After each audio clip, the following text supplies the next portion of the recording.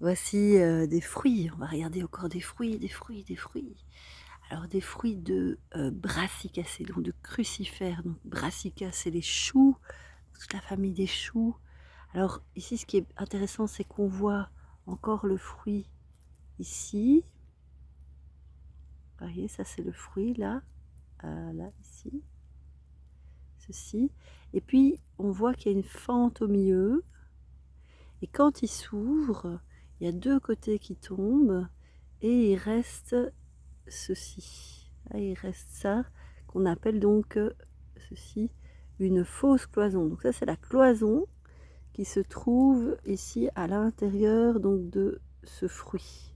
Et elle se trouve là au centre du fruit.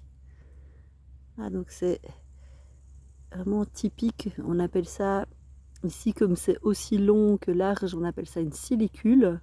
Et quand c'est plus long que large, comme les fruits des alières par exemple, ou des colzas ou des moutardes, eh bien on appelle ça une silique.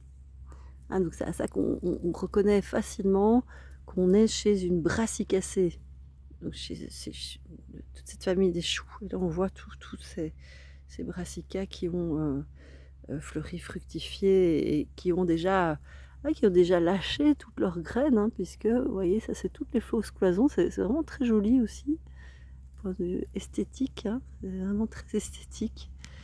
On fait d'ailleurs des bouquets séchés là avec les hampes, enfin les fausses cloisons qui sont restées des lunaires. Peut-être ça vous dit quelque chose, on appelle ça aussi la monnaie du pape.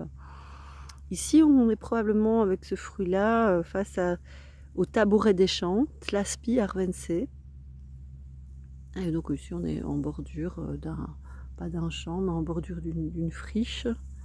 Et on retrouve donc cette espèce. Donc là, on voit vraiment toutes ces petites fausses cloisons qui forment ces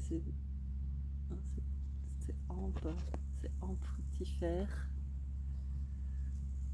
Très, très, très joli. Très esthétique, les brassicas, hein, en fruits. Ils ont plein de fruits de formes différentes. On va essayer d'en voir, différents. Donc là, ils ont lâché leurs graines, hein. Les graines sont tombées, voilà, pour la plupart en tout cas.